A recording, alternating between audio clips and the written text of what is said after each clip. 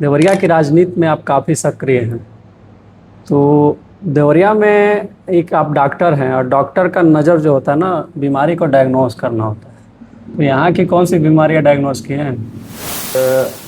जैसे होता है ना कि हर उम्र की बीमारी अलग होती है, हर क्षेत्र की बीमारी अलग होती है।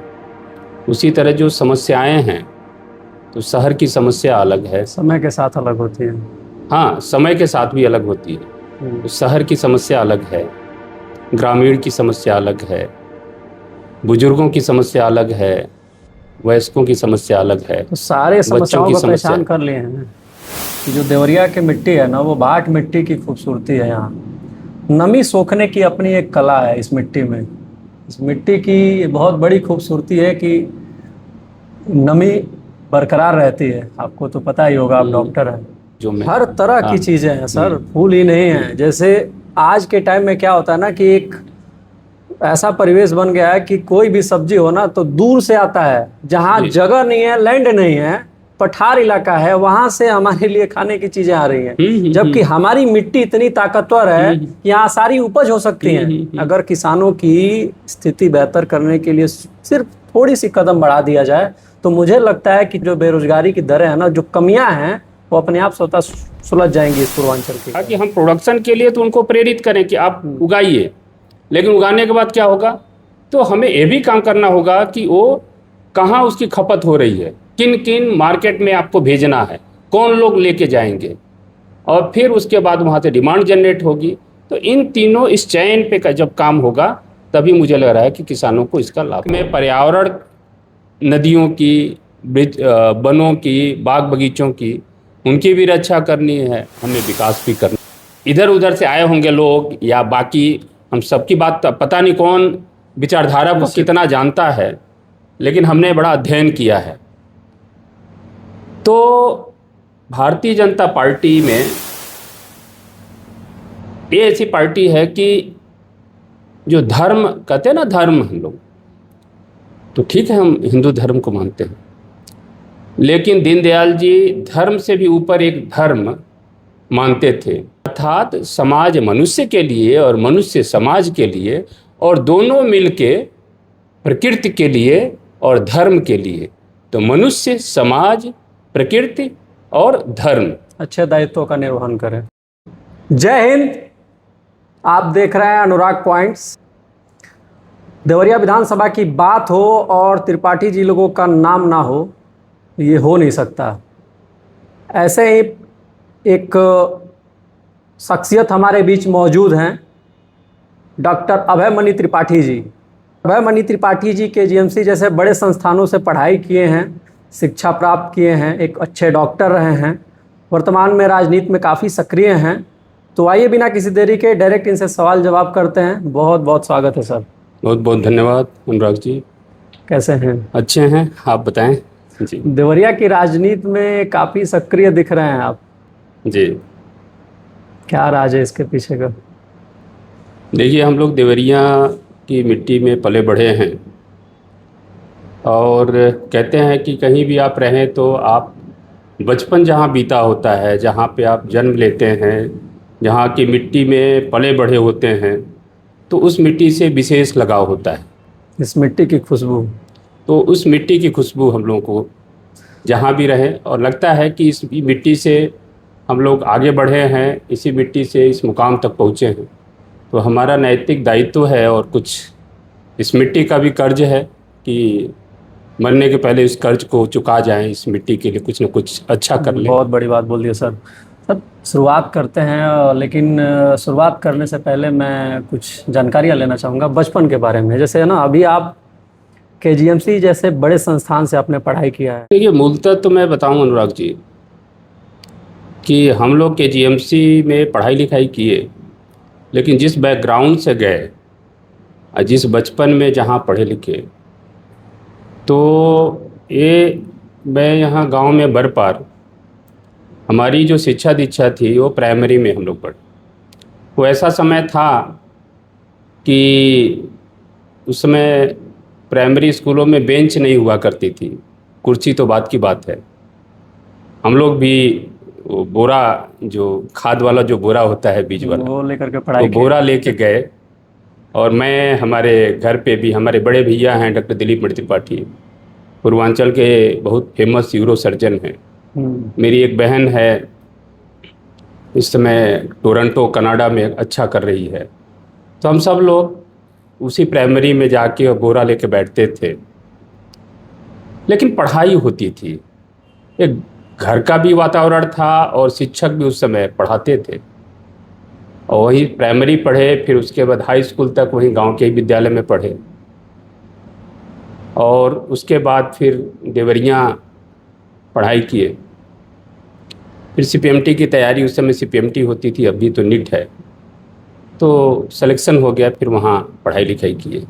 लेकिन जैसे प्राइमरी से भी पढ़ के, ऐसे वातावरण से भी पढ़ के, अगर आपके अंदर एक कहते हैं ना कि जुनून हो कि मन में कुछ करना है, तो निश्चित रूप से एक कुछ आप हासिल कर लेते हैं लक्ष्य को। जब एक कोई और- बच्चा छोटा होता है तो बहुत सारी जिज्ञासा उसके मन में होती है।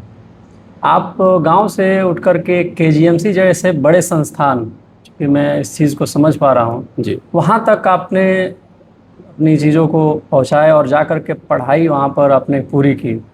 वहाँ के वातावरण के बारे में कुछ जानकारी देंगे? देखिए वहाँ भी ये युवाओं को मैं ख़ास तौर से बोलूँगा कि जब हम लोग पढ़ते थे तो ज़्यादातर बच्चे जो मेडिकल लाइन के या इवन इंजीनियरिंग लाइन के भी जो आईआईटी वगैरह अच्छे संस्थानों के बच्चे होते हैं, तो वहाँ जैसे हेयर स्टाइल का कोई स्कोप नहीं होता है। सबके छोटे छोटे बाल होते हैं। साफ़ सुथरा रहना एक अलग चीज़ है, लेकिन इतना किसी के पास समय और इतना ध्यान में नहीं होता है कि बहुत बहुत अच्छा पहनना, अपने फैशन पे, अपने बालों पे, बाकी चीज़ों पे बहुत टाइम देना। तो लगता था कि ये समय हम जितना खर्च कर रहे हैं, हाँ एक मिनिमम रिक्वायरमेंट होती थी उसका, वो पूरा करते थे। लेकिन ज़्यादातर लोगों को रहता था कि पढ़ाई, और पढ़ाई के साथ में खाना पीना और मूवियाँ हम लोग बहुत देखते थे उस समय। तो हाँ, ऐसे होता है ना कि कभी कोई भी लड़का होता है, बच्चा होता है, छोटा होता है, तो मैंने कहा ना कि जिज्ञासाएं ज़्यादा होती हैं। तो जब बच्चा बड़ा होता है तो उसकी बहुत सारी ख्वाहिशें बनती हैं। तो आपकी जो ख्वाहिशें बनी डॉक्टर लाइन में बनी, तो ये सोच आपके पेरेंट्स से मिला या फिर आपके अंदर पहले से ही था? नहीं, मेरे वहाँ तो मेरे बड़े भैया थे, यूरो सर्जन थे, मतलब वो उस समय के जीएमसी में पढ़ाई करते थे, एमएस कर रहे थे। तो हम लोग इस समय रहता था कि पढ़ने के बाद अगर डॉक्टर बन गए, इंजीनियर बन गए, दो ही चीज़ें, डॉक्टर बनना है, इंजीनियर बनना है। इंजीनियर, वकील, है ना? हाँ, वकील। तो डॉक्टर इंजीनियर का ज़्यादातर इंटर के बाद रहता था, क्योंकि वकील तो बीए के बाद एलएलबी लोग करते थे। अब 5 साल का एलएलबी का कोर्स हो लेकिन गया उस है। समय का एक प्रचलन था ना, डॉक्टर, वकील, इंजीनियर इसे हाँ। बोलने का। हाँ, तो ये रहता था, लेकिन इंटर के तुरंत बाद क्या करना है, तो इंजीनियरिंग की तैयारी करनी है या मेडिकल की तैयारी करनी है, दो ही विकल्प था। तो भैया थे, तो इस नाते हम लोग गए कि हाँ। तो बचपन में आप कभी अपने पिताजी से मार खाए हैं? हाँ, हाँ। कोई याद जो ताज़ा करना चाहें? देखिए, पिताजी से पढ़ाई के लिए तो मार नहीं खाए हैं, लेकिन मुझे ध्यान है, मैं एक बार स्कूल जा रहा था तो जाने में थोड़ा लेट हो गया था। तो हमें रहे 2-3 बार से वो देख रहे थे कि ये लेट जा रहा है, और थोड़ी लेट की आदत है मुझे। तो एक बार उन्होंने पिटाई करी थी, और पिताजी ने एक बार ही, उसके अलावा कभी मुझे नहीं मारा। अच्छा, माता जी जरूर हमें, तो वो जब भी मैं बहुत छोटा था तो उस समय मेरी थोड़ी बहुत जो भी पिटाई हुई, वो सिर्फ और सिर्फ खाने को लेकर होती थी। मैं खाने में बड़ा लापरवाह था। मतलब तो सीमित थे, खाना नहीं खाते? हाँ, हाँ, खाना नहीं कभी। अमूमन आज के टाइम भी देखा जाता है ना कि बच्चे जो है खाना नहीं खाते जब तक मोबाइल नहीं मिले। वो समय तो मोबाइल का नहीं था। नहीं था, लेकिन गए कहीं खेल रहे हैं तो खेलते रह गए, खाना खेलने भूल का गए। हाँ। माइंड में था कि मैं बाहर चला जाऊं। जो तो आउटडोर गेम थे ना पहले, हम्म। अभी इंडोर गेम है, तो पहले आउटडोर गेम होते थे।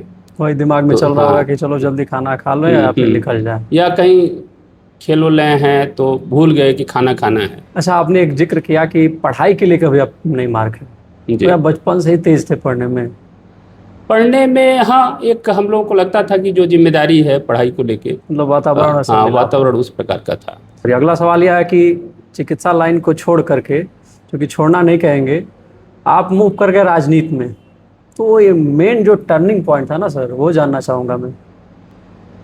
देखिए, थोड़ा बहुत तो हम जब पढ़ते थे यहाँ पे इंटर में भी, तो हमारे कुछ दोस्त मित्र थे, तो कुछ ना कुछ हम लोग इधर उधर, कभी मूर्ति लगी, कभी कोई टूर्नामेंट हो रहा है, तो उसमें भी मेरी सहभागिता किसी न किसी रूप में हो जाती थी। लेकिन जब हम केजीएमसी में पढ़ते थे, मैं आपको बताऊं, 3 प्रकार के लोग समाज में होते हैं। एक, अनुराग जी, एक तो जैसे होता है ना कि पाकिस्तान से भी लड़ाई हो जाए बिल्कुल। भारत से, तो एक व्यक्ति वो होता है कि उसे अवसर मिल जाए तो वो तुरंत जाके और हथियार लेके और लड़ाई ही करना शुरू कर देगा, अपनी जान देने के लिए भी आतुर है। एक व्यक्ति होता है कि ठीक है, हम नहीं जा पा रहे हैं तो हमको यहीं से जितना हो सकेगा उस प्रकार का सहयोग करेंगे और उनको मोरल, फाइनेंशियल, जिस प्रकार से सेना को सपोर्ट करेंगे, समर्थन तो करेंगे। सामाजिक गतिविधियों में आपकी काफी रुचियां रही और है ना? एक व्यक्ति होता है कि अरे सेना का काम है, सेना करेगी, हमारा कौन सा इसमें रोल है। वो अपना, हो सकता है वो न्यूज भी ना देखता हो, अपना सो के पड़ा। Side viewer. हाँ, तो हमें ये था कि कुछ भी अगर समाज में घटित होता था, कुछ भी, और अभी भी होता है, तो मैं अपने आप को रोक नहीं पाता हूँ। उस समय चमोली में भूकंप आया था, मुझे लगता है संघ और से जुड़ने का तो वही माध्यम बना कि उस भूकंप में हजारों लोग मरे थे 1998 में। और हम लोग उस समय केजीएमसी में पढ़ते थे, तो हमने दैनिक जागरण में ही पढ़ा, उस समय हॉस्टल में पेपर में आता था, तो मुझे लगा कि कुछ करना चाहिए। फिर हम लोग चाय पे बातचीत हुई, तो कुछ उस समय संघ से जुड़े हुए लोग थे मेडिकल कॉलेज में, तो उन लोगों ने बोला कि अगर जाना चाहते हो तो एक टीम जा रही है। तो आप संघ ज्वाइन किए थे? हाँ, 1998 में जब हम वहाँ गए, व्यक्ति रहे। हाँ, 1998 में जब हम गए चमोली में भूकंप के लिए, तो वहाँ पे चिकित्सकों की टीम गई थी 7-8 लोगों की। तो उस टीम में एक हम भी थे, उसमें सीनियर डॉक्टर थे। तो जब वहाँ पहुँचे तो संघ का कार्य देखा। हम लोग तो सेवा के लिए, लेकिन संघ आम जन के लिए जिस तरह से काम करता था, तो उस समय लोगों को भोजन से लेके, आवास से लेके, चिकित्सा से लेके, तो उस तभी हम संघ से जुड़े। सर आगे बढ़ेंगे, अगले क्वेश्चन पर चलेंगे। तो सवाल अगला बहुत गहरा है। देवरिया की राजनीति में आप काफ़ी सक्रिय हैं, तो देवरिया में एक आप डॉक्टर हैं, और डॉक्टर का नज़र जो होता है ना, बीमारी को डायग्नोस करना होता है। तो यहाँ की कौन सी बीमारियाँ डायग्नोस की हैं? देखिए, बीमारियाँ तो बहुत हैं, और जैसे होता है ना कि हर उम्र की बीमारी अलग होती है, हर क्षेत्र की बीमारी अलग होती है। उसी तरह जो समस्याएं हैं, तो शहर की समस्या अलग है, समय के साथ अलग होती है। हाँ, समय के साथ भी अलग होती है। तो शहर की समस्या अलग है, ग्रामीण की समस्या अलग है, बुजुर्गों की समस्या अलग है, वयस्कों की समस्या अलग है, तो सारे समस्याओं को पहचान कर लिए हैं। हाँ, आकलन है। अब जैसे बात करें तो शहर की समस्या क्या है? शहर की समस्या जाम है, शहर की समस्या वाटर लॉगिंग है, अभी बारिश होने वाली है, तो शहर की समस्या वाटर लॉगिंग है। शहर की समस्या गंदगी है, शहर की समस्या सड़क है। गांव की समस्या अगर जाएं तो गांव की समस्याओं में सड़क है, बिजली है, कहीं टूटे हुए तार हैं। और गांव की समस्या में एक शिक्षा भी, शहर में तो शिक्षा है, लेकिन गांव में शिक्षा के कारण भी बहुत लोगों का गांव से पलायन हो रहा है। तो शहर में जाके अच्छा खासा अपना गांव का घर छोड़ के, खेती बाड़ी सब छोड़ के, और शहर में 2 कमरे का किराए का 1 कमरे का घर लेके बच्चों को पढ़ाने के लिए मजबूर हैं। तो कहीं न कहीं शिक्षा भी एक गांव की प्रमुख समस्या है, और स्वास्थ्य गांव की प्रमुख समस्या है, और सड़क दोनों जगह की समस्या है, शहर की भी है, गांव की भी है। शिक्षा और स्वास्थ्य ग्रामीण की समस्या है, उम्र में अगर बात करें तो बच्चों के लिए शिक्षा समस्या है, हम जैसे लोगों के लिए रोजगार, व्यापार, स्वास्थ्य, सुरक्षा, ये सब समस्याएं हैं। बुजुर्गों के लिए बात करें तो उनके लिए सिर्फ स्वास्थ्य समस्या है। तो मैंने बोला कि हर उम्र की समस्या अलग है, हर क्षेत्र की अब समस्या अलग है। तो क्या बात है सर, बहुत गहराई से डायग्नोस किए हैं आप। जैसे मूलभूत समस्याओं के बारे में आप जिक्र कर रहे हैं, इसमें स्वास्थ्य, शिक्षा, बेरोजगारी अहम है। जैसे आपने कहा ना कि जो एक मध्यम वर्गीय परिवार होता है, घर छोड़ करके जब शहर आता है, तो शहर आने के बाद उसकी आर्थिक स्थितियां, चूंकि कहने का भाव आपका यह नहीं था, लेकिन कहने का डायरेक्ट सेंस ये नहीं था, लेकिन भाव कहीं ना कहीं यही जुड़ा था। क्या एक मध्यम वर्गीय व्यक्ति अपनी बच्चों की पढ़ाई कराने के लिए अपनी जो आजीविका है और अपनी जो रोज़मर्रा के जीवन में तकलीफ़ें उठा रहा है, वह सिर्फ एक शिक्षा सही जगह पर सही समय पर नहीं मिलने के कारण है? देखिए, मध्यम वर्गीय, हमें लगता है कि दो चीज़ें अगर ठीक प्रकार से, तीन चीज़ें, शिक्षा, स्वास्थ्य और सड़क। बिजली तो सरकार दे रही है, पर्याप्त दे रही है, लेकिन सड़क और शिक्षा और स्वास्थ्य, तीन व्यवस्थाएं अगर गांव केंद्रित हों तो उसका दो लाभ होगा। एक लाभ तो ये होगा कि जिस परिवार को अपना बड़ा सा घर छोड़ के 2 कमरे, तो वो हो सकता है वहीं से बच्चों को पढ़ाएं, पढ़ाना एक माध्यम न बने। और कभी कभार और सड़कें अगर ठीक रहती हैं तो उसी सड़क से जो गाड़ियां, मान लीजिए 10 किलोमीटर का ट्रेवल, पता चला कि जो 1 घंटे में करेंगी, 40 मिनट में करेंगी, अच्छी सड़क हो तो 10 मिनट में करती हैं। बिल्कुल, जैसे तो वो अच्छा, उसके अलावा अब मान लीजिए जो बच्चे आ रहे हैं आने जाने में, तो उनका समय बचेगा। सड़कें अच्छी हो तो घर पे किसी को बीमार भी हुआ तो तुरंत 10 मिनट के अंदर वो लेके हॉस्पिटल पहुंच जाएगा, अगर 10 किलोमीटर का ट्रैवल है तो एक तो ये। दूसरा ये है कि गांव से जब गांव में शिक्षा और स्वास्थ्य हम देना शुरू कर दें, गांव आधारित दें, कम से कम बेसिक एजुकेशन, हम लोगों ने जैसे बोला, पता है ना कि हमने हाई स्कूल तक वहीं पढ़ाई की थी, तो अच्छी शिक्षा अगर सरकारी संस्थानों में प्राइवेट मिला के अच्छी शिक्षा मिलने लगे तो लोग, तो ये जो शहर का जो लोड है, आप देख रहे होंगे ना कि शहर किस तरीके से, किस रूप में लगातार बढ़ रहा है। गांव में जाएंगे तो गांव में आधे घरों में ताला लगा रहा है और शहर में लगातार एक वृद्धि हो रही है, उस अनुपात में नहीं, बहुत तेज़ी से शहर का फैलाव हो रहा है। तो मुझे लगता है वो पलायन भी रुकेगा और पलायन रुकने की वजह से जो शहर पे एक लोड है वो लोड कम होगा, तो जो व्यवस्थाएं हैं उसी व्यवस्थाएं में शहर भी सुचारू रूप से चलेगा और शिक्षा, स्वास्थ्य और सड़क की व्यवस्थाएं रहेंगी, तो गांव आधारित लोग भी अपना अच्छा जीवन यापन करेंगे। बिल्कुल। बेरोजगारी की दरें काफ़ी बढ़ी हुई हैं। पूर्वांचल की सबसे बड़ी समस्या बेरोजगारी है, पूरे देश की समस्या है, किंतु ज़्यादातर जो समस्या है ना अपने पूर्वांचल में है, क्योंकि यहाँ बेरोजगारी के साथ साथ पलायन भी है। आपने पलायन का जिक्र किया सर। जो बेरोजगार युवा हैं अपने इस जगह को छोड़ करके बाहर जा रहे हैं रोजी रोटी के लिए, अपनी आजीविका चलाने के लिए, उन युवाओं के लिए बेहतर प्लान कोई रखे हैं, सोच रखे हैं? देखिए, एक चीज़ तो मैं बताऊं आपको, जैसे देवरिया की पॉपुलेशन लगभग 30 लाख, 30 लाख में अगर माने जाए तो 6 लोग अगर प्रति परिवार भी एवरेज मान लें तो 5 लाख हुए।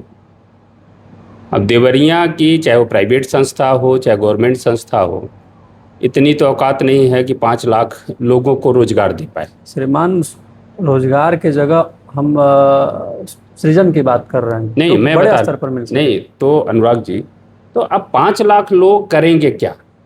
तो उसमें एक तो यह है कि 3 क्षेत्र होते हैं, एक सरकारी नौकरी, एक प्राइवेट नौकरी और रोजगार सृजन में व्यापार आता है। उसमें एमएसएमई से लेके जितने भी स्मॉल स्केल और रेहड़ी पट्टी, सब स्वरोजगार और व्यापार। अब आते हैं हम पढ़ाई, जो नौकरी की बात करें पहले, तो नौकरी में देखिए, मैं तो ये मेरा बड़ा रुचि का विषय है, इंटरेस्ट का। मैं कहीं जाता हूँ तो मैं शिक्षा पे ज़रूर बात करता हूँ, क्योंकि अगर मात्र कुछ सालों में अगर लोग पढ़ लिए, मैं कुछ गांव में जाता हूं तो माताओं से, जो गांव की लोग होते हैं, मैं बताता हूं कि हम जब पढ़ते थे तो मेरी बड़ी वाली माता जी थी, बड़ी वाली माई और अम्मा, ये लोग एक लालटेन जला के और चौकी पे रख देते थे और हम लोग किनारे से कुर्सी लेके बैठ जाते थे और 6 बजे से 9 बजे तक पढ़ना होता था। एक फिक्स टाइम होता था, उसमें कोई डेविएशन नहीं होता था। आज भी उसी व्यवस्था में थोड़ा मन बना के जो माताएं हैं, जो पेरेंट्स हैं, वो लोग इस प्रकार से अगर पढ़ाई लिखे, क्योंकि जो बच्चा, अगर वही एक ही परिवार का बच्चा नहीं पढ़ा तो वो लेबर क्लास बनेगा, और लेबर क्लास बनेगा तो वो दिन में आप देखते होंगे कि जाता है लेबर का काम करने के लिए, महीने भर में उसको हो सकता है महीने भर में 15 दिन काम मिलता है, 15 दिन बिना काम के, और सुबह 8 बजे से लेकर शाम को 5 बजे तक काम करता है, 500 रुपये मिलेंगे, यही होता है। बिल्कुल। तो अगर 15 दिन 500 रुपये मिल रहे हैं तो 7,500 रुपये।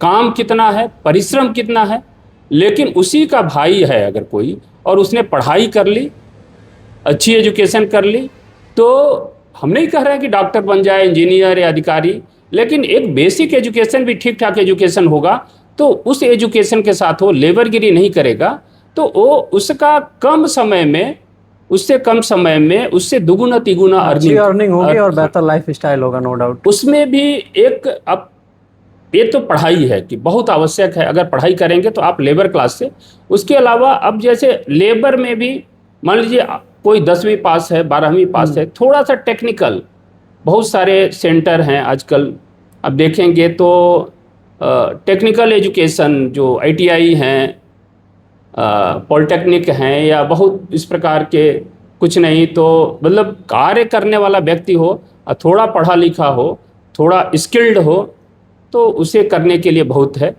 और मैं तो कहता हूँ अगर किसी ने ऑटोमोबाइल में कुछ सीख लिया, किसी ने कुछ AC फ्रिज और इनका मेंटेनेंस और रिपेयरिंग सीख लिया, तो वही प्रतिदिन वो 500,000 रुपये प्रतिदिन कमा रहे हैं। तो वो मुझे लग रहा है कि पढ़ाई भी अब वो समय गया कि हम BA MA कर लिए और कहीं कुछ कर लिए, हमें पढ़ाई क्या कर रहे हैं, किस प्रकार की रोजगार परक एम्पावरमेंट जो एम्प्लॉयमेंट जनरेट करती है, उस प्रकार की एजुकेशन लेना पड़ेगा। उसमें खास तौर से कहीं ना कहीं होता है ना कि जब भी कोई व्यक्ति बिना पढ़े लिखे अगर रोजगार के लिए जाता है तो उसे कम पैसों में और कम संसाधनों में बेहतर ज़्यादा काम करना पड़ता है, लेकिन मिल नहीं पाते हैं, उस तरीके से अर्निंग नहीं हो पाती है। इनका कहना बिल्कुल कहीं ना कहीं सच है कि अगर आप पढ़े लिखे रहेंगे, टेक्निकल नॉलेज रखेंगे, तो आपकी प्रगति दिन रात होगी। जानकारियाँ लेनी चाहिए, किंतु सर मैं ये फिर से आपसे दोहराना चाहूँगा, रोजगार के अवसर कुछ तो सृजित होने चाहिए ना अपने क्षेत्र में। रोजगार उसके लिए देखिए 2-4 चीज़ें होती हैं। एक तो अगर इंफ्रास्ट्रक्चर, जिसपे पूज्य योगी जी की सरकार ने बहुत काम किया है, माननीय मोदी जी की सरकार ने, क्योंकि अभी पहले हम लोग सिंगल रोड होती थी, अभी हम लोग जगह जगह एक्सप्रेसवे से और जुड़ गए हैं। तो यहाँ गोरखपुर में, कुशीनगर में एयरपोर्ट्स बन गए हैं। तो मुझे लग रहा है कि अब वो समय आ गया है कि जो इंडस्ट्रियलिस्ट हैं, बड़े उद्योगपति हैं, क्योंकि देवरिया की ज़मीन एग्रीकल्चरल लैंड है, वाटर बहुत दिया है, प्रकृति ने, ईश्वर ने हम लोगों को बहुत कुछ दिया है। तो मुझे लग रहा है कि बिजली, सुरक्षा और सड़क, 3 चीज़ें अगर मिलेंगी तो बाकी प्रयास करके उद्योग लगने चाहिए। इसके लिए मैं करता हूं कि हम लोगों को भी भविष्य में प्रयास करके कि उद्योग लगें, और जो लोग यहाँ पे, क्योंकि ये भी सच्चाई है, यहाँ से बाहर जाएंगे तो वो जो 40,000 कमा के उनके लिए 15,000 रुपया बचाना मुश्किल होगा, और वही यहाँ पे अगर उनको काम मिलता है, कम पैसा भी मिलेगा तो अपने परिवार के साथ रहेंगे, पत्नी के साथ, बच्चों के साथ रहेंगे, अपना खेती भी देखेंगे, घर भी देखेंगे, और उतने में ही खुश रहेंगे। खेती की आपने जिक्र किया सर, मैं बहुत भावनात्मक तौर पर ये बोल रहा हूँ कि जो देवरिया की मिट्टी है ना, वो भाट मिट्टी की खूबसूरती है। यहाँ नमी सोखने की अपनी एक कला है इस मिट्टी में। इस मिट्टी की बहुत बड़ी खूबसूरती है कि नमी बरकरार रहती है। आपको तो पता ही होगा, आप डॉक्टर हैं। यहाँ पहले गन्ने की खेती बहुत ज़्यादा होती थी, जहाँ तक मैंने रिसर्च किया, जानकारी लिया। लेकिन आज के टाइम में ना किसान जो है ना, पारंपरिक खेती में उलझ कर रह गया है।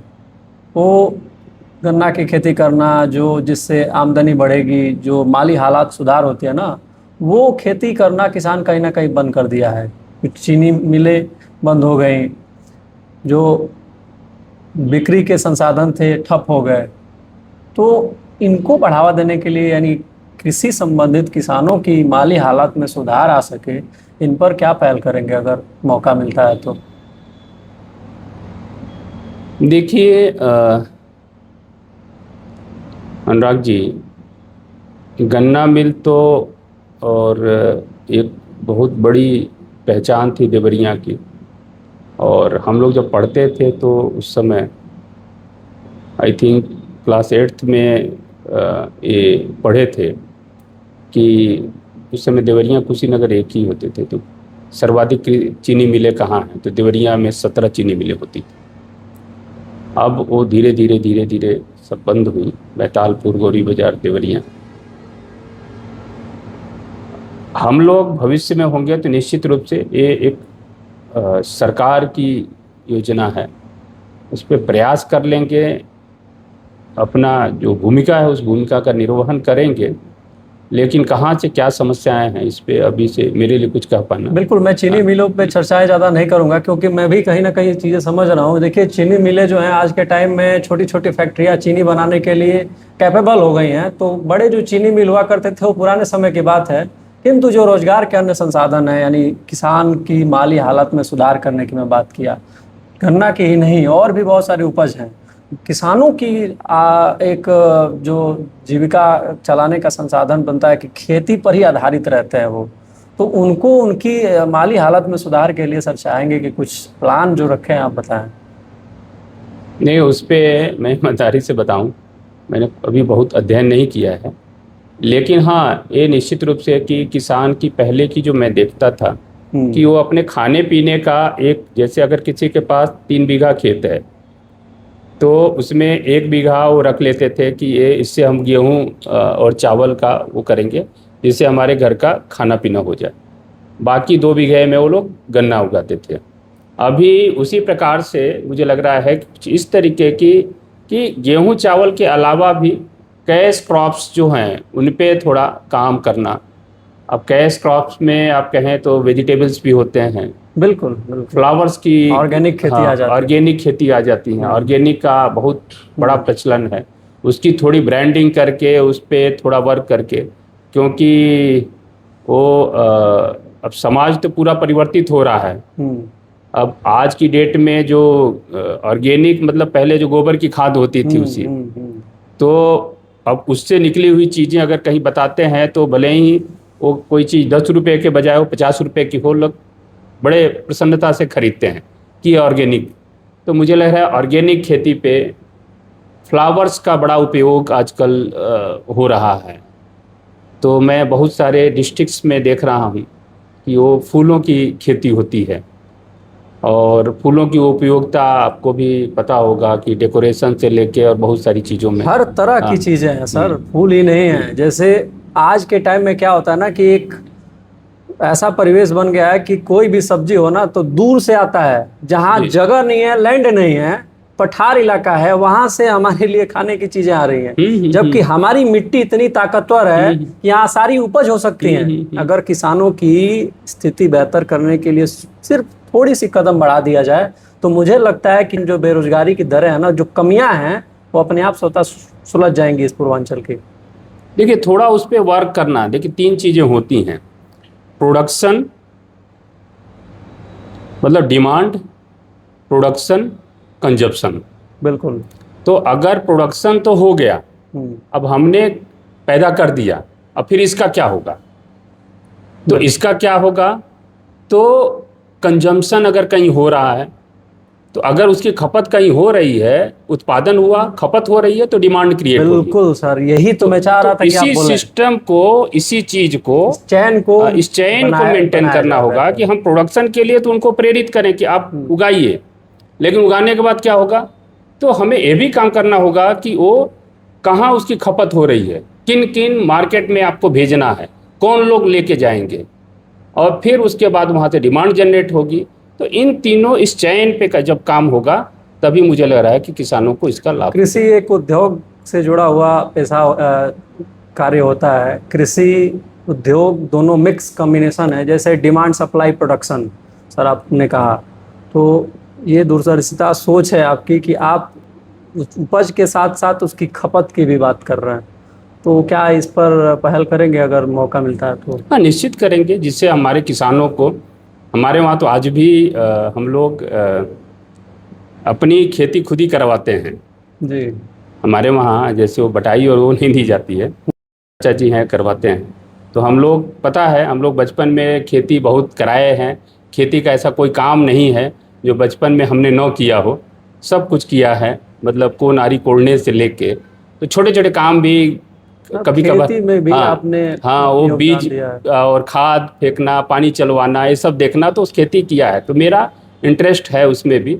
और निश्चित रूप से अगर किसानों के लिए, क्योंकि सबसे बड़ी, अगर मुझे लगता है कि भारत कृषि प्रधान देश है, और अगर हमारा किसान समृद्ध होगा तो निश्चित रूप से हमारा देवरिया समृद्ध होगा। तो बिल्कुल। उनकी समृद्धि के लिए हमें कुछ भी जो भी बन पड़ेगा, मैं निश्चित रूप से क्योंकि करूँगा। इसलिए मैं कह रहा था ना कि जैसे आपने कहा कि बड़े मात्रा पे बेरोजगारी को दूर कर पाना संभव नहीं है, तो कृषि भी एक वो जगह है जहाँ से कुछ हद तक लोग ऑर्गेनिक खेती पर निर्भर हो सकते हैं, अपनी रोजी रोटी को बेहतर बना सकते हैं। अब ऐसे बहुत सारे लोग हैं ना जो अपना खुद का व्यवसाय छोड़ करके, चूँकि अगर व्यवसाय नहीं कह सकते, वो रोजगार छोड़ करके, काम छोड़ करके वो कृषि में अपनी भूमिका निभा रहे हैं, काम कर रहे हैं। उससे अच्छी खासी उनकी आमदनी बढ़ रही है। जैसे अभी हमारे एक ही मित्र हैं, भटनी में रहते हैं, वो ऑर्गेनिक जो होता है ना, वर्मी कंपोज वाला, उसको ऑनलाइन सेल करते हैं। बात कर ली जाए आपकी पार्टी की, तो आपने भारतीय जनता पार्टी को चुना है। भारतीय जनता पार्टी की नीतियाँ पसंद आई या फिर ये संघ का अपना एक अलग सोच रहा? देखिए, जो संघ की विचारधारा है, संघ हमारा मातृ संगठन है। और होता है ना कि एक वृक्ष से शाखाएं निकलती हैं, तो उसी में एक शाखा, प्रमुख शाखा भारतीय जनता पार्टी। विचार वही है, जड़ें वही हैं, वृक्ष की जड़ें वही हैं। तो अब उसमें विशेष रूप से भारतीय जनता पार्टी की बात करें तो भाजपा ही ऐसी पार्टी है जहाँ पे राष्ट्र प्रथम की बात की जाती है, हमारा देश पहले। और हम लोग संघ में जब थे तो बोला जाता है कि सबसे पहले देश, भारत माता, उसके बाद हमारा हिंदू समाज, फिर परिवार, और अंतिम में हम। तो भाजपा ऐसी पार्टी है जहां हम देश प्रथम, राष्ट्र प्रथम की बात करते हैं। बाकी दीनदयाल जी का जो एकात्म मानववाद है, उसमें थोड़ी सी मैं 1 मिनट की चर्चा करूंगा। बिल्कुल बिल्कुल। कि यह पूंजीवाद और समाजवाद, इन दोनों के बीच का मध्य मार्ग है। इसमें लगता है कि पूंजीवाद भी आवश्यक है और समाजवाद भी आवश्यक है, और उसमें विशेष रूप से हम देश को कितना भी बड़ा उसका जीडीपी बढ़ा लें, देश को विकसित कर लें, लेकिन उस देश का विकास तब तक नहीं हो सकता जब तक समाज का अंतिम व्यक्ति, अंत्योदय की जो परिकल्पना है कि उसका अगर विकास हो गया, समाज के अंतिम व्यक्ति, उस गरीब व्यक्ति का विकास हो गया, उसे शिक्षा मिल गई, उसे स्वास्थ्य मिल गया, उसे रोजगार मिल गया, उसे घर मिल गया, उसे भोजन मिल गया, कपड़ा मिल गया, मकान मिल गया, तो समझ लीजिए पूरा आपका देश विकसित है। बिल्कुल। तो एक तो यह भाव कि हमें समाज के सबसे अंतिम व्यक्ति के लिए कार्य करना। दूसरा एक चीज और है कि व्यक्ति, समाज, धर्म और इन तीनों से अलग हटके पहली ऐसी पार्टी है जिसमें पर्यावरण के लिए भी बोला जाता है। ये अभी हम लोग का चल रहा है कि एक वृक्ष माँ के नाम, या पहले जो वृक्षारोपण जो अभियान लगातार पार्टी का, क्योंकि हमें पर्यावरण संतुलन पे अंधाधुंध विकास हो रहा है, कंक्रीट के जंगल बन रहे हैं और बाकी जंगल कट रहे हैं। बिल्कुल। तो वो विकास नहीं, वो विनाश। तो विकास और विनाश मतलब विकास, तो एक संतुलित विकास होना चाहिए। तो यहाँ पर्यावरण के बारे में भी कि हमें पर्यावरण, नदियों की, वनों की, बाग बगीचों की, उनकी भी रक्षा करनी है, हमें विकास भी करना है। और उसके अलावा एक मनुष्य जो है, तो इसी पार्टी में ये देखिए, जो इधर उधर से आए होंगे लोग या बाकी, हम सबकी बात पता नहीं कौन विचारधारा को कितना जानता है, लेकिन हमने बड़ा अध्ययन किया है।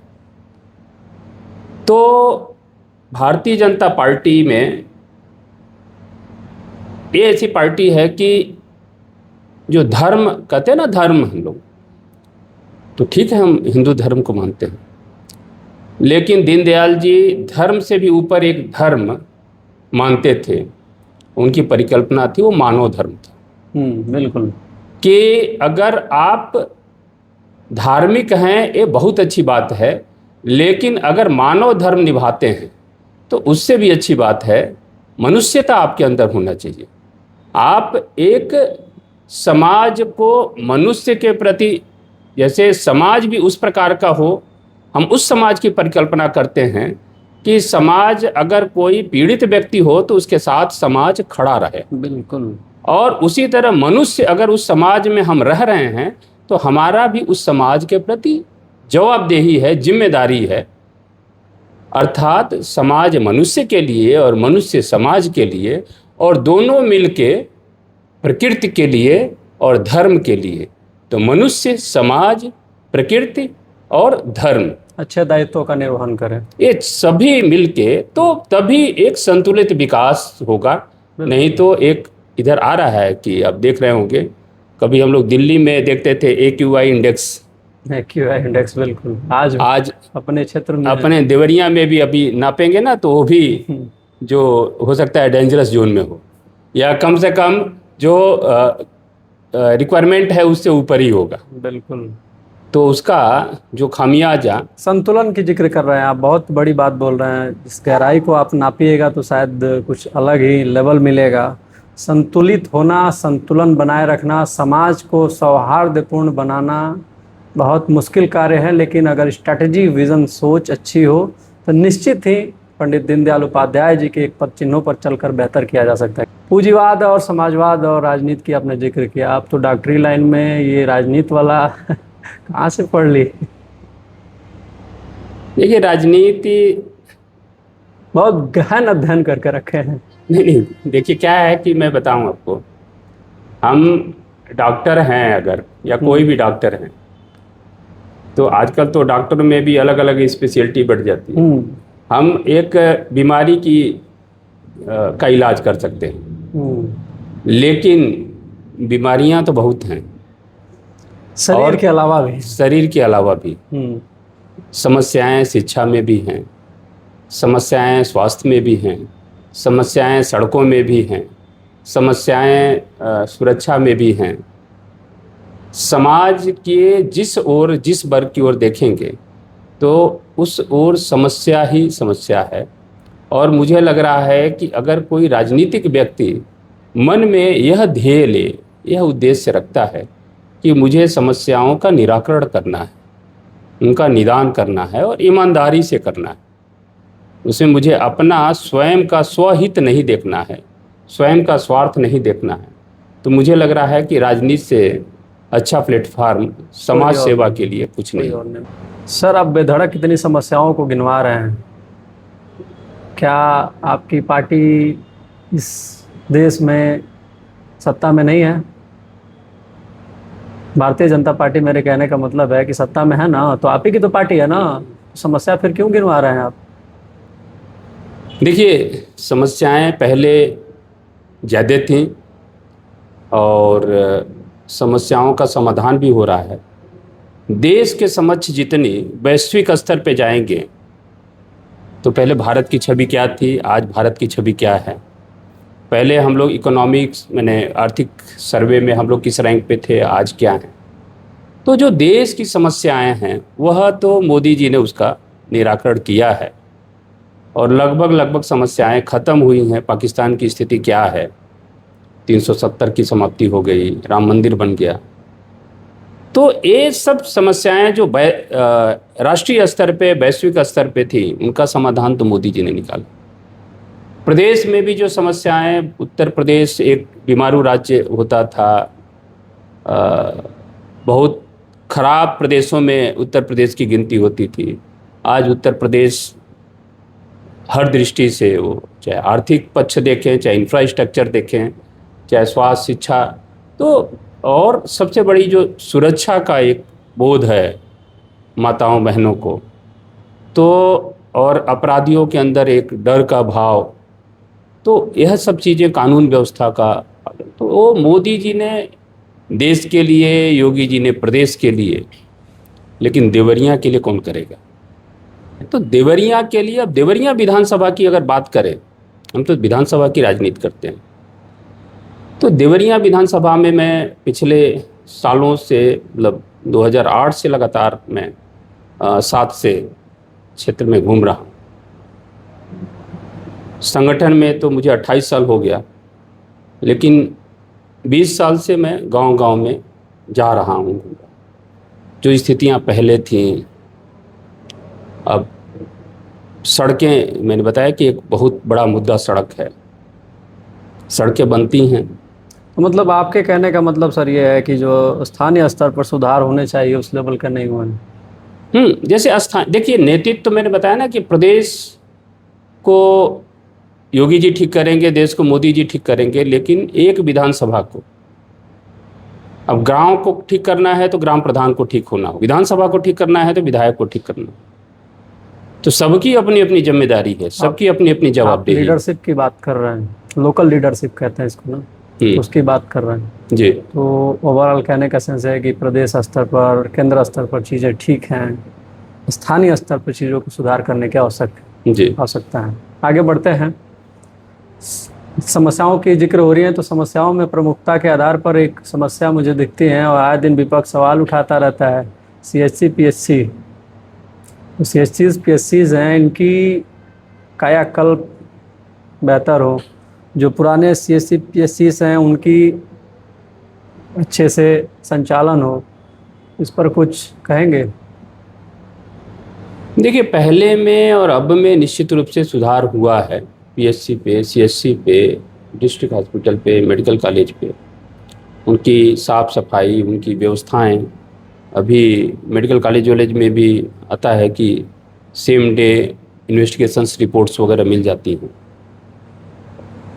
लेकिन ये PHC जो है और CHC, district hospital, medical college, PGI, ये जो हायरार्की बनी हुई है, उस हायरार्की में जैसे है क्या कि अगर हम PHC पे ठीक व्यवस्था हो रही है और व्यक्ति गया वहाँ और उसका इलाज वहाँ, मान लीजिए कोई भी डॉक्टर हैं, उन्होंने इलाज कर दिया, तो वो फिर वहाँ से CHC नहीं आएगा। बिल्कुल, CHC पे ही लगभग सभी स्पेशलिटी के डॉक्टर्स, सुपर स्पेशलिटी की बात नहीं कर रहे हैं, लेकिन बाकी जो एक जनरल स्पेशलिटी होती है, प्राथमिक चिकित्सालय, नहीं, प्राथमिक चिकित्सालय में तो एक MBBS डॉक्टर बैठता है या एक, तो इस प्रकार के लोग बैठते हैं। CHC जो होता है वहाँ पे स्पेशलिटी जैसे गायनी हो गई, आर्थो हो गए, पीडिया हो गए, ऑप्थेल्मिक्स हो गए, तो इस तरह के डॉक्टर्स बैठते हैं। तो अगर उनका इलाज वहीं पे हो जाए तो उनको उस CHC से डिस्ट्रिक्ट हॉस्पिटल या मेडिकल कॉलेज नहीं आना होगा। फिर यहाँ इलाज हो जाए प्रॉपर, तो इनको फिर PGI या KGMC रिफ़र नहीं होना होगा। तो सबका मतलब सब अपनी जिम्मेदारी, हम हर चीज़ को रिफरल सेंटर न बना के PHC को भी उसी प्रकार से, अब उसमें थोड़ा हम एज ए प्रतिनिधि के रूप में हमारा क्या इंटरेस्ट है, हम क्या देख रहे हैं। बिल्कुल बिल्कुल। तो मुझे लगता है कि हम लोग तो बहुत सारी चीज़ें, तमाम बार पीजीआई वीजीआई के प्रोफेसर और हेड होते हैं कि जीएमसी के, तो उनके साथ बैठना होता है, वो लोग भी अपना व्यू देते हैं, हमें भी थोड़ा नीचे की का अनुभव है। तो मुझे लगता है कि हम लोग को अवसर जब मिलेगा तो उस पर एक बड़ा कार्य कर पाएंगे। प्राथमिकता के आधार पर कौन कौन सा काम करना चाहेंगे अगर अवसर मिलता है लेकिन तो? एक समस्या जो है वो सबकी समस्या है, गांव की भी समस्या है, शहर की भी समस्या है, युवाओं की भी, महिलाओं की भी, वो है सड़क। एक्सप्रेसवे और 4 लेन तो बाकी मोदी जी योगी जी बनाएंगे, लेकिन गांव के गांव की सड़कें तो हम बनवाएंगे, और हम उस तरीके की सड़क बनवाएं कि एक बार बन गई सड़क तो 10 साल के लिए बन गई, 5-7 साल के लिए, 10 साल के लिए वो सड़क बन गई। ऐसा ना हो कि वो साल भर 2 साल के लिए वो सड़क बने और टूट जाए, फिर तो समस्या रहेगी ही। तो हम कम से कम उस गांव में एक बार सड़क बनवा दें तो 10 साल के लिए अगर बन गई,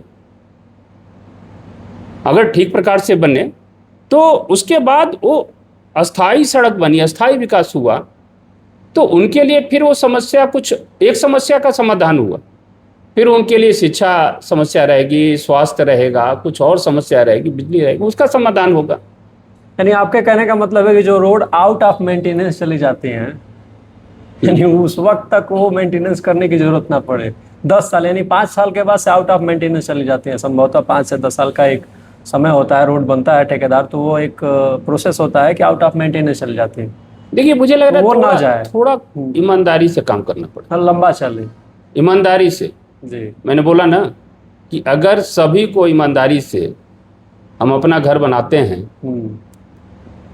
तो 3 पीढ़ियां उस घर में रह लेती हैं। बिल्कुल। घर तो हम अपना भी बनाते हैं, एक आदमी और घर बनाता है, वो झोपड़ी बना लेगा, लेकिन वो साल ही 2 साल में टूट जाती है।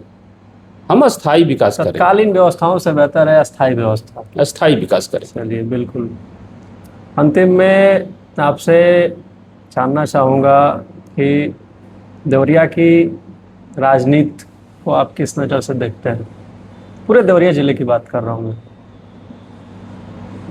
देखिए, देवरिया एक ऐसा जिला है जहाँ के लोग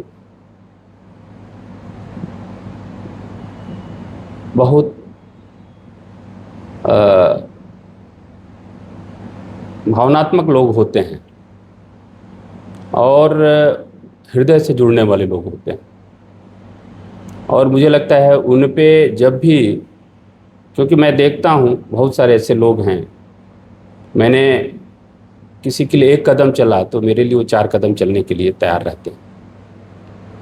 बहुत जगह होता है कि आप किसी के लिए कर दीजिए, कहते हैं नेकी कर दरिया में डाल, लेकिन यहाँ ऐसा है, आपने अगर कर दिया तो मैं बहुत बार चिकित्सा के क्षेत्र में मेरे पास 5-10 फ़ोन रोज़ आ जाते हैं, कभी पीजीआई के जीएमसी के नाम पे या हमारे हॉस्पिटल पे, मैं फ़ोन कर देता हूँ, उनका इलाज हो जाता है, लेकिन मुझे नहीं याद रहता है। लेकिन मैं उनके गांव जाता हूँ तो बताते हैं कभी कि डॉक्टर साहब जब आप पढ़त रहनी 20 साल 25 साल पहले, तो हमारे पिताजी वहाँ एडमिट रहने, तो आप देखे आई रहनी हो क्या है, भर्ती करवाने, तो उनको याद रहता तो है उनको कि 25 साल वाली जो घटना बाटे, वो 25 साल वाली उनको याद है।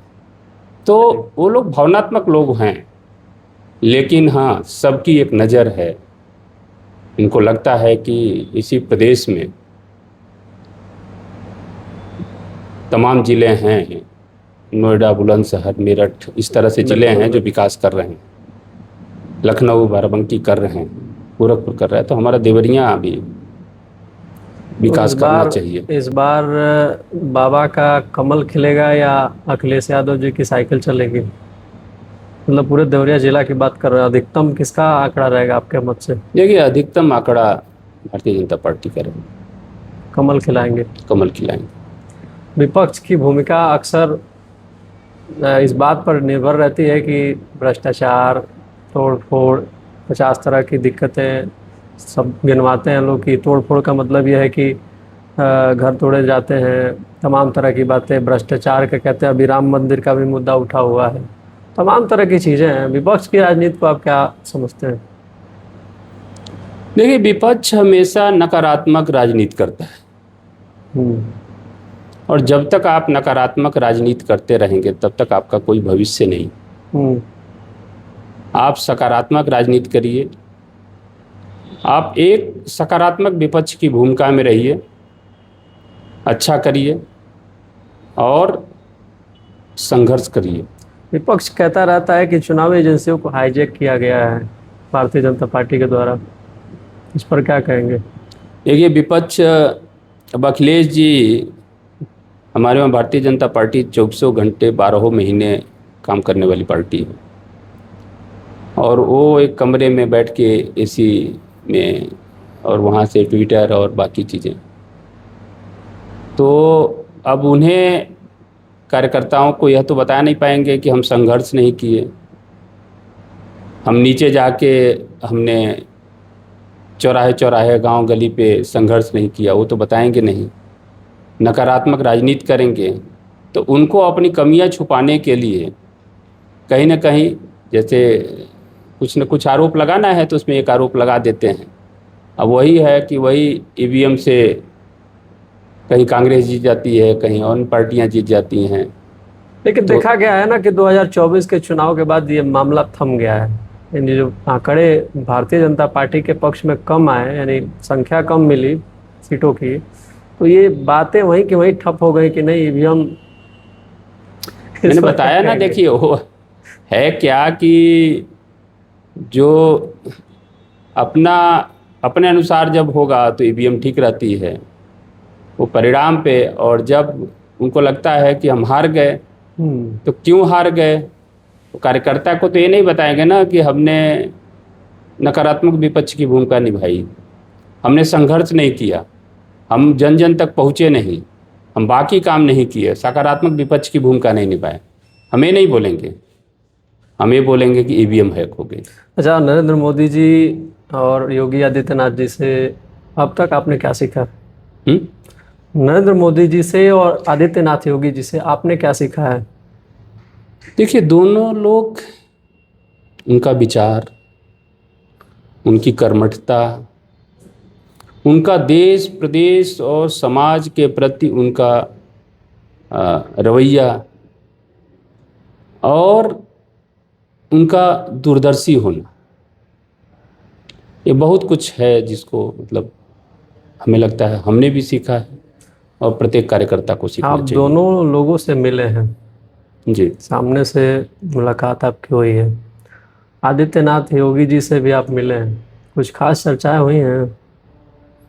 चर्चाएं होती हैं, हम लोग आशीर्वाद मांगते हैं, वो आशीर्वाद देते हैं। तो आगे की सोच इस नाते आप अपने क्षेत्र की जनता से क्या अपील करना चाहेंगे जो भावनात्मक संदेश हो? देखिए, मैं क्षेत्र विशेष रूप से देवरिया विधानसभा की जनता से एक अपील, क्या एक निवेदन है, एक आग्रह है कि राजनीति सेवा का सबसे बड़ा माध्यम है, अभी हमने बताया।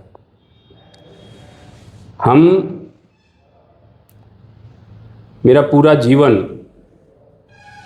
28 साल सांगठनिक, राजनीतिक और सामाजिक जो जीवन है वो बेदाग है, साफ सुथरा है। राजनीति को कहते हैं कि राजनीति काजल की कोठरी है, लेकिन उस काजल की कोठरी में हमने अपना शर्ट जो है बिना दाग धब्बे के बचा के अभी रखा हुआ है। तो एक ईमानदार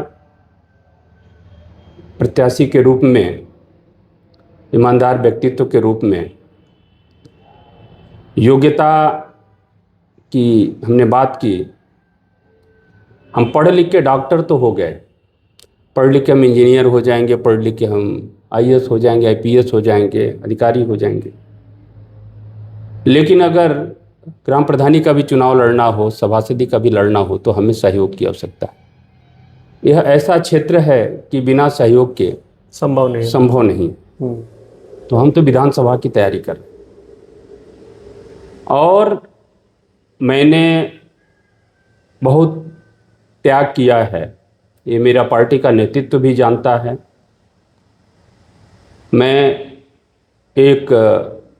मैं प्रोफेसर और विभागाध्यक्ष भी था। 2021 में वह नौकरी भी मैंने छोड़ी और ईश्वर की दया से मुझे कुछ मेरी जितनी आवश्यकताएं हैं उन आवश्यकताओं की पूर्ति हो जाती है। घर परिवार, बाकी हॉस्पिटल है हमारा, तो हम लोग सक्षम हैं। हम आए हैं तो सिर्फ इसलिए कि हम देवरिया की मिट्टी में जन्म लिए हैं, देवरिया से पले बढ़े हैं, देवरिया में पल बढ़ के हम बड़े हुए हैं। तो मुझे लगता है कि हमारा इस मिट्टी का कर्ज है और उस कर्ज को जब भी अवसर मिलेगा तो उस कर्ज को हम चुकाना चाहते हैं, सेवा करके। वो सेवा स्वास्थ्य के क्षेत्र में, सेवा शिक्षा के क्षेत्र में, सेवा अच्छी सड़कें बना के, सेवा अपने लोगों को अच्छा रोजगार सृजन करके, सेवा यहाँ की सुरक्षा की व्यवस्थाओं को सुदृढ़ करके, जो पीड़ित पक्ष हैं उनके समर्थन में खड़े होके, जो सही लोग हैं उनके साथ खड़े होके, और पूरा समाज जो हर जाति वर्ग के लोग हैं सबको एक साथ लेके एक संपूर्ण विकास की बात हम देवरिया में करें। और इस प्रकार मेरे घर परिवार में कोई भी पॉलिटिकल आदमी नहीं है, हमारे वहाँ कोई प्रधानी का भी चुनाव नहीं लड़ा है, लेकिन मैं राजनीति में आ गया हूँ। मैंने सब कुछ त्याग दिया है, सब कुछ छोड़ के आपके मध्य आया हूँ। आपके सहयोग, आपके आशीर्वाद, आपके स्नेह, आपके समर्थन के बिना मैंने जो भी योजनाएं बनाई हैं वो कुछ भी संभव नहीं है।